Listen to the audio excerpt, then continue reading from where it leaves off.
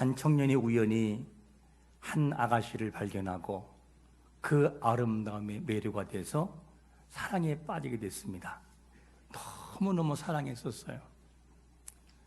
그런데 이 남자가 소심한 성격 때문에 그 여성에게 나타나서 사랑을 고백할 수가 없었어요. 그래서 주위에서 늘 맴돌고 청년은 마침내 용기를 냈어요. 그리고 펜을 들고 편지를 쓰기 시작합니다. 꾀알 같은 글씨를 통해서 그를 사랑한다고 매일마다 편지를 보냈어요. 그런데 여전히 청년은 그 앞에 나타나질 않아요. 용기가 없어서 혹시나 그녀가 나를 거절할까 봐 이렇게 살아갔었어요. 편지를 받은 여인은, 이 아가씨는 대체 그 사람이 누굴까? 나를 그렇게 사랑한다는 말일까? 그리고 편지가 왔다는 말만 들으면 가슴이 두근거리기 시작을 해요. 그래서 나타나기를 바라지만 역시나 나타나지 않았습니다. 편지 왔습니다라고 하는 우체부의 목소리에 너무너무 기뻐서 뛰어나갈 때 우체부는 그 편지를 꺼내면서 아주 상냥한 웃음으로 웃어주면서 여기 있습니다 라고 편지를 전해줘요. 이렇게 해서 계속해서 우체부의 따뜻한 눈빛이 너무너무 진실했고 성실해서 받는 그 아가씨는 너무너무 기분이 좋았어요. 그런 시간이 어느덧 2년이라는 시간이 지났어요. 그리고 청년이 보낸 편지가 500통이나 됐어요. 500통. 그러다가 이제는 그 편지가 꼭 600통 되는 때에 그 아가씨는 결혼하게 됩니다. 그런데 이 너무너무 아름다운 아가씨가 결혼했는데 누구와 결혼하느냐? 우체부 아저씨하고 결혼했어요. 편지를 쓴 청년하고 결혼한 것이 아니고 그 우체부, 편지를 전해준 우체부 아저씨하고 결혼했어요. 그래서 결혼한 이후에 그 사연을 들었던 한 사람이 질문을 해요. 왜 당신은 600통의 편지를 보낸 사람과 결혼하지 않고 이 우체부와 결혼했습니까? 라고 했더니만 이 여인이 웃으면서 이를 말합니다. 제게는 100마디의 아름다운 사연보다 한 번 따스한 눈빛이 가슴에 와 닿았습니다.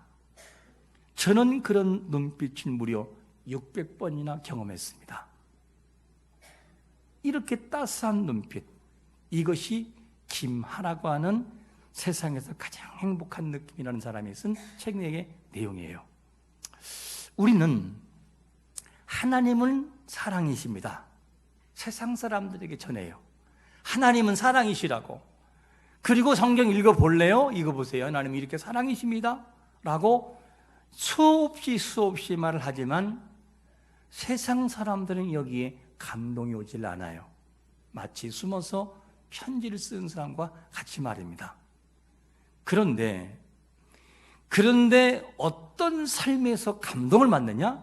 사람들은 하나님을 믿는 우리의 표정과 말을 통하여 와, 하나님을 믿는 사람은 다르네, 하나님이 저런 분일 거라고 예측을 하고 느끼게 됩니다. 이런 측면을 바라보면 하나님을 믿는 사람들의 삶의 모습과 언행에 그리고 표정에 하나님을 전하는 강력한 모습이 있음을 기억하고 우리 삶에서의 모습에서 바른 그리스도인의 삶을 살아내시기를 축원합니다. 참 중요한 부분이죠. 하나님을 믿는 성도들은 이런 면을 볼 때 어떤 상황이랄지라도 삶의 모습에서 흐트러짐이 없어야 돼요. 어떨 때는 롯데복권 400억이 돼가지고 하늘을 날아다니는 것처럼 기쁘다가 어떤 삶에서는 너무너무 좌절해서 폐인과 같은 모습의 표정으로 바뀌어서는 안 된단 말이죠. 여러분, 우리가 가지든 갖지 못하든 기쁘든 기쁘지 않든 우리의 삶에 대한 그리스도에 대한 이 하나님의 사랑은 이 마음에서 떠나지 않기를 축원합니다. 그래야 사람들이 우리의 모습을 통해서 따뜻하게 전해주는 우체부의 표정에, 그 친밀한 표정에 반하듯이 우리의 모습을 통해 그리스도를 알게 된다는 것이죠. 이게 참 중요합니다. 오늘 이 말씀을 함께 기억하면서 이런 점을 생각하면서 오늘 말씀을 적용해 보면 좋겠어요. 오늘 본문에는 믿음으로 살아가는 시인이 세상의 악인들의 삶을 바라보고 너무 마음에 낙심이 다가와요. 어떻게 저럴 수 있을까? 현실에 탄식하는 시인의 모습이 그려지는데, 본문에 나오는 시인이 탄식의 소리가 커졌던 이유가 누구 때문이느냐? 첫 번째로 바로 이 사람 때문에요. 악인의 형통을 보면서 너무너무 낙심했어요. 너무너무 낙심한 시인이 뭐라고 표현하느냐? 1절에 보니까 이런 표현을 해요. 여호와여, 어찌하여 멀리 서시며 어찌하여 환난 때에 숨으시나이까? 시인이 자신이 겪고 있는 현실에서 악인이 득세하는 것을 바라볼 때 참기가 너무 힘들었어요. 그리고 답답했습니다. 악인이 형통하고 악인이 고통받는 것을 보면서, 의인이 고통받는 것을 보면서, 왜 악인은 저렇게 형통한데 왜 저 악인을 통하여 의인들이 고통을 받고, 의인들은 왜 이렇게 저 사람들처럼 그렇게 형통한 것을 경험하지 못합니까? 이 마음에 너무너무 낙심했어요. 그래서 너무 마음이 아픈 시인이 여호와여, 어찌하여 멀리 서십니까? 이 표현을 하고 있어요. 원문으로 좀 표현한다면, 하나님, 악인들의 행위를 보면서 왜 그대로 두십니까? 즉각 심판하지 않으시고 그대로 두시는 이유가 뭡니까? 하나님이 악인의 행위를 보시고 얼굴을 가리시는 이유가 대체 뭐란 말입니까? 이 얘기 좀 풀어 설명한다면, 자신의 처한 현실을 보면서 의인의 삶을 살아가는 시인은 견디기가 버거웠어요. 이게 시인이 악인을 바라보고 악인의 형통을 바라보고 아파하는 모습인 것을 보게 됩니다. 마치 이거와 같죠. 요즘에 묻지마 폭행과 칼부림이 난무합니다. 너무너무 사람들이 불안해요. 너무너무 억울한 일을 당해요. 그냥 길을 지나가는데, 바빠서 길을 지나가는데 와가지고 그 사람을 피습하거나 칼로 찔러서 그 사람을 죽여요. 억울하잖아요. 뭐를 잘못했냐고, 뭐를. 당사자도 너무너무 억울하게 죽음을 맞이하지만 그를 보는 어머니의 눈물, 딸이 그렇게 힘없이 죽어져가는, 아침에 엄마 갔다 올게 하는 그 소리가 죽음으로, 그 고인으로 다가왔던 딸을 바라보는 어머니의 마음은 어떨까? 오늘 처음으로 회사에 입사하고 공무원 시험 합격해서 그 길을 걸어가는데 이유 없이 뒤에서 칼을 찔러서 그 아이가 사망했다는 소식을 들었던 아버지의 심정은 어떨까? 여러분, 이게 용서가 되겠어요? 용서가? 그 마음이 용서가 되겠냐고요? 죄를 지은 것도 아니고 그냥 걸어가는 사람을 왜 죽여서 용서하기가 너무너무 힘든 부분일 거예요. 딱 시인의 심정이 이런 심정이에요. 하나님 앞에 나는 바로 살려고 노력하는데, 그런데 악인들은 사기를 치고 거짓말을 하고 저래 악을 행하면서도 저렇게 버젓이 살아가고 또 되는 걸 바라볼 때 용서해야 된다는 마음은 있지만 내 감정이 허락하지를 않을 때가 우리에게는 있을 거예요. 감정이 허락하지를 않아요. 시인은 믿음이 없는 사람이 아니라니까요. 믿음이 없는 사람이 아니에요. 믿음 있는 사람이고 하나님의 진실과 공의를 믿는 사람이기 때문에 더 마음속에서 속상함이 다가오는 거예요. 하나님이 공의의 하나님이신데 왜 사회에서는, 그리고 내 주위에서는 이런 일을 내가 겪어야만 하는가? 하나님이 공의의 하나님이 아니신가? 그런데 왜 하나님은 침묵하시나요? 왜 하나님은 침묵하셔야 되나요? 이렇게 묻는 시인의 눈물이 오늘도 흘리고 있어요. 차라리 하나님이 공의 하나님이라면 악인의 죄를 지을 때 하늘에서 불을 내려서 그 앞에서 직사해서 죽거나 피를 토하고 죽는다면 똑같은 죄를 짓는 악인이 와, 저러면 안 되는구나 하고 경각심을 가질 텐데, 근데 하나님은 침묵하셔요. 다 들은 것처럼, 마치 모르는 것처럼 그렇게 하나님은 침묵할 때가 있어요. 단지 악을 저지르는 것만이 아닌 그들의 생각하고 말하는 것이 너무나 피가 솟구치는 말을 해요. 어떤 말이냐? 우리 한번 3절 말씀을 같이 읽겠습니다. 3절 시작. 악인은 그의 마음에 욕심을 자랑하며 탐욕을 부리는 자는 여호와를 배반하여 멸시하나이다. 이 내용을 보면 위 말씀을 좀 풀어서 설명한다면, 악을 행하는 악인은 하나님이 안중에도 없어요. 하나님 없어요. 오만 방자하고 하나님이 가장 혐오하고 하나님이 싫어하는 탐욕적인 일을 자행하고 그런 자를 칭찬하고 그런 사람을 축복된 사람이라고 위하여 건배를 하고 밤새 마시고 와도 교통사고도 안 나요. 그냥 왕 먹으면 속이 시원해져요. 근데 의인은 하나님 앞에 눈물을 흘리면서 속이 상해요. 바로 살려고 노력을 하고 노력하는데도 길이 열리지 않을 때가 있어서 속상할 때가 와요. 그런 악인들의 모습을 바라보고 한때는 부러우기도 하고 신앙에 대한 회의를 느낄 수 있을 만큼의 절망감에 빠질 때가 있어요. 악인은 자기의 뜻을 이루기 위해서 타인의 재산을 강탈하고 삶을 망가뜨려 놓습니다. 자기의 소욕을 최후의 수단과 방법을 가리지 않아요. 이걸 우리의 삶으로 적용해서 가져온다면 신혼의 꿈을 꾸면서 한 푼 돈을 모았어요.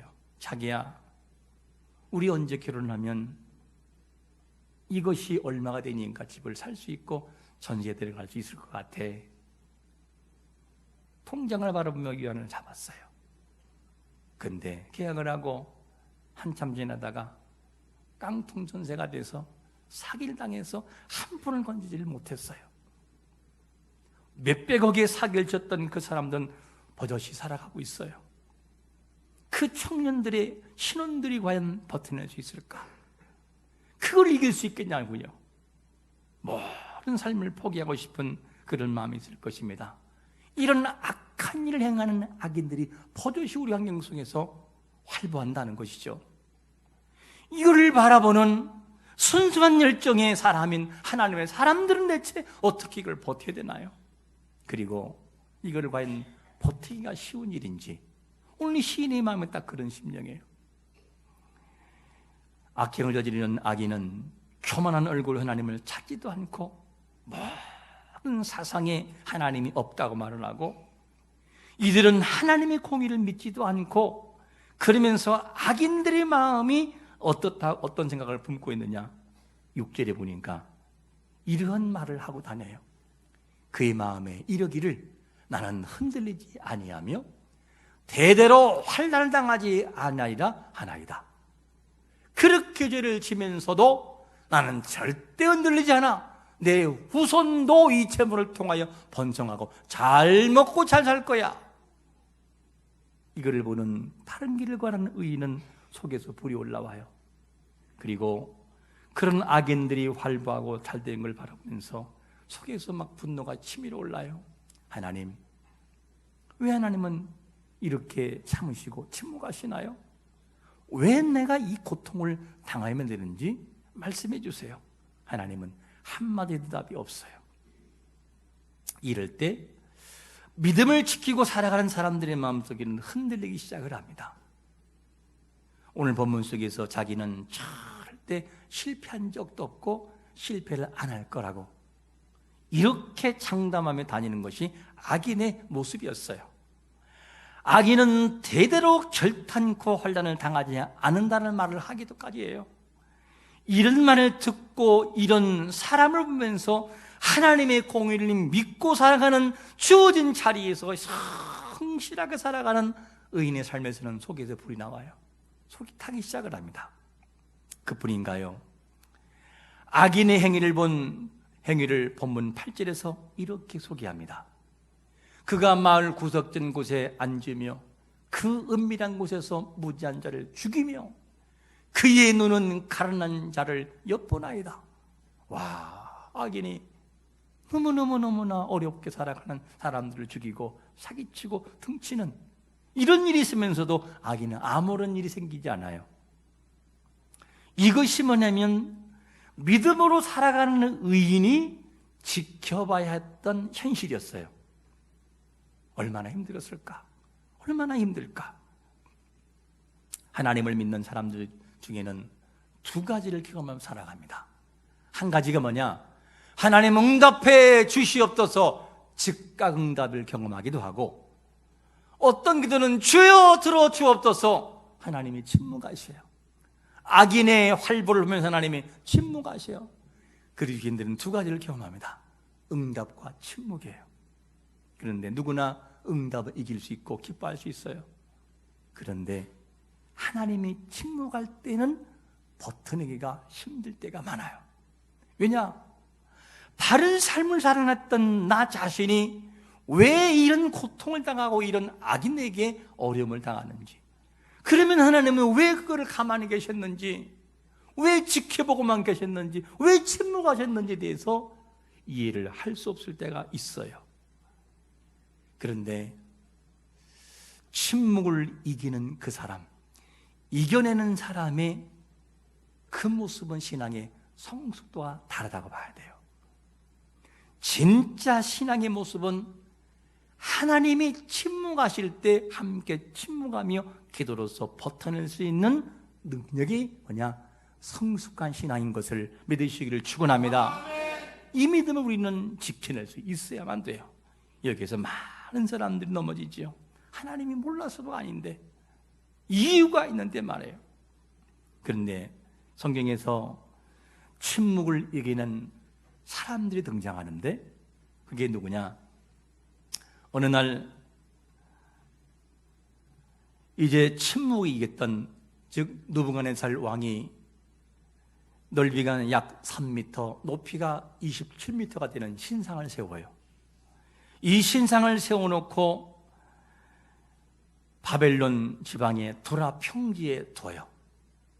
그리고 이 낙성식을 하는데 신상 앞에서 모일 태상은 다 모여라. 총독과 수령과 행정관과 모사와 채무관, 재판관, 법률사, 각 지방의 모든 관원은 다 모이라는 거예요. 그러니까 대표들은 다 모여야 돼요.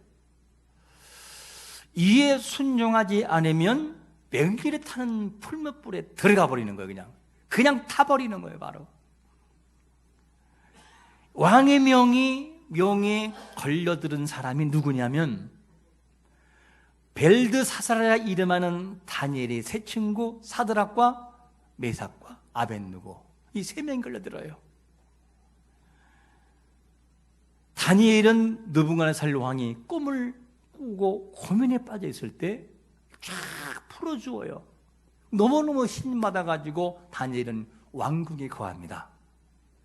이때 왕궁에 거하는 다니엘이 왕에게 요청을 해요. 왕이요, 내 사랑하는 친구들이 아주 성실한 사람이 있는데 사드락과 메삭과 아벳느고 이 사람들을 바벨론 지방을 다스리게 해주세요. 오케이. 그리고 허락을 해요. 근데 이 세 친구가 마침 그 현장에서 이제는 걸려들은 거였었어요. 만약에 절을 하지 않으면, 신상에 절을 하지 않으면 강렬하게 타는 풀무에 던져 놓을 상황이었어요. 그런데 상황에 풀무불에 들어가는 상황이 됐을 때에 하나님이 어떻게 하느냐? 나서면 좋은데 안 나선단 말이에요. 아브라함이 칼 들어 이삭을 치려고 할 때 하나님 뭐라 그래요? 아브라함아 멈춰라. 이렇게 하면 좋을 텐데 앞만 봐도 하나님의 대답이 없네. 어떻게 해요? 들어가야 되는 거예요. 이 상황이 있을 때 하나님이 침묵하실 때 하나님 모르는 게 아니었었어요. 침묵하게 계세요. 이때에 다니엘 3장 17절과 18절에서 이들은 뭐라고 고백하느냐면, 이런 고백을 해요. 우리 한번 길지만 한번 같이 읽겠습니다. 시작. 왕이여, 우리가 섬기는 하나님이 계시다면 우리를 맹렬히 타는 풀무 가운데에서 능히 건져내시겠고 왕의 손에서도 건져내시리이다. 그렇지 아니야.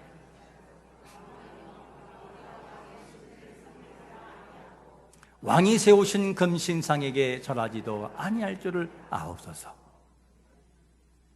이 말을 하는 순간 그들은 풀물에 던져져요. 하나님이 침묵하시 그래도요. 그런데 이상한 인상이 뭐냐면 분명히 하나님은 침묵하셨거든요. 던져진 그 안을 풀무안을 바라보니 분명히 3명이 던져진 것이 맞는데 4명이 있단 말이에요. 왕이 뭐라 하느냐? 신들의 아들들 같은 이가. 무슨 말이죠? 하나님의 침묵은 던져진 이후에 역사하신 것을 믿으시기를 축원합니다. 그 위에 하나님께서 어떡합니까? 그들을 머리털 하나도, 성경은 냄새도 나지 않게 그렇게 거르지도 않고 나와요. 올라와라. 와보니까 느부갓네살 왕이 감동이 오기 시작을 하고 저절로 찬양이 나와요. 너희들이 섬긴 하나님을 찬양할지어다. 누구라도 이들을 건든 자들 이런 걸음더미로 삼겠다. 우리말로 말하면 삼족을 면하겠다. 못 건들게 만들어 왕이 명을 내려버려요. 무슨 말이냐면 우리에게는 하나님의 침묵에 견디기가 너무너무 힘들어하는 습성이 있어요. 하나님이 주여 오냐, 내가 너를 사랑한다는 것은 그런 응답만 받아왔지, 그리스도의 십자가의 은혜를 기억하며 십자가의 사랑이 내 마음속에 흘러서 하나님을 침묵할 때 십자가를 기억하고 하나님을 생각하고 하나님이 뭐 때문에 그것일까를 생각하는 훈련이 안 돼 있을 때가 많더란 얘기죠. 그래서 넘어지고 반복적인 하나님의 훈련이 계속해서 이루어질 때가 많아요. 여러분, 하나님이 침묵할 때에 우리도 침묵할 수 있는 믿음의 용기가 있으시기를 축원합니다. 그래야 이길 수 있고 버텨낼 수 있는 거예요. 그래야 증명할 수 있고. 이게 성숙한 신앙의 모습입니다. 악인의 형통으로 고민하고 갈등하던 이 시인이 결국에는 신앙을 회복해요.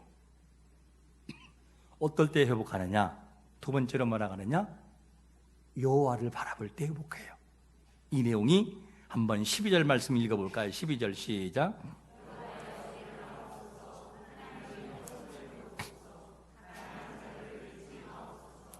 많은 고민과 갈등 속에 있었던 이 시인이 고개를 들어 여호와를 바라봐요. 여호와여. 그리고 여호와를 향해서 여호와여 일어나옵소서, 하나님이여 손을 드시옵소서. 그리고 늘 그 환경 악인에 몰입해 있던 눈빛이 하나님을 향할 때 그때는 용기가 나오기 시작을 합니다. 여러분, 우리의 진정한 용기와 힘은 환경 속에 몰입할 때가 아니라 이 몰입하는 환경에서 눈을 돌려 여호와를 바라볼 때인 것을 믿으시기를 축원합니다. 그리고 용기를 가져요. 그러면서 확신을 갖기 시작합니다. 시인이 자기가 너무너무 미운 악인이 있을 때에 그 악인에게 몰입할 때는 감정에서 분노가 막 올라오기 시작을 하고 감정이 요동치기 시작을 했었어요. 그런데 하나님을 바라볼 때는 이제는 마음의 안정감을 찾으면서 확신이 일어나기 시작을 합니다. 그래서 14절에서 이런 확신을 우리에게 소개합니다. 주께서는 보셨나이다. 앞에서는 분명히 하나님 어디 계시냐고 멀리 계시냐고 했는데 이제는 마음의 여호와를 바라보면서 주께서는 보셨나이다. 주는 재앙과 원한을 감찰하시고 주의 손으로 갚으려 하시오니 외로운 자가 주를 의지하나이다. 주는 벌써부터 고아를 도우신 이시다. 할렐루야. 이런 확신 속에 들어가면서 드디어 시인은 마음의 평정을 찾기 시작을 합니다. 다윗이 아픔과 고통 속에 있을 때 구원받은 이후에 시편 62편 5절과 6절에서 이런 고백을 합니다. 나의 영혼아 잠잠히 하나님을 바라라. 모른 나의 소망이 그로부터 나오는도다. 오직 그만이 나의 반석이시요 나의 구원이시요 나의 요새시니 내가 흔들리지 아니하리로다. 할렐루야. 이렇게 할 때 안 흔들리라. 환경 속에 누구나 묻혀버리면 누구나 흔들려요. 그러나 나를 사랑하시고 나를 도우신 하나님을 향하여 바라볼 때는 용기가 생기고 믿음이 생기고 담대함이 생기죠. 인생의 진정한 소망은 하나님께로부터 나오는 것을 믿으시기를 축원합니다. 낙심한 영혼이 힘을 얻는 것도 여호와로 가능하고, 부패한 인생이 생기를 돋게 만드는 것도 여호와로 가능하고, 희망이 없는 상황에 소망을 갖게 하는 것도 여호와인 것을 믿으시기를 축원합니다. 다양한 환경 속에 살아가는 우리에게 꼭 필요한 것은 믿음의 믿음. 하나님을 믿고 흔들리지 말아라. 그래야 하나님을 영원하게 할 수 있어요. 우리가 주를 위해 살아가면서 흘리는 모든 눈물은 하나님이 때가 되면 다 닦아주셔요. 왜냐? 그분은 공의 하나님이시니까. 오늘 우리가 기억할 말씀은 믿음으로 이겨내라. 참 어렵고 힘든 일이지만 우리는 침묵하심 속에서도 믿음으로 버티고 이겨낼 수 있어야만 돼요. 그래야 그분의 은혜를 우리 경험할 수 있습니다.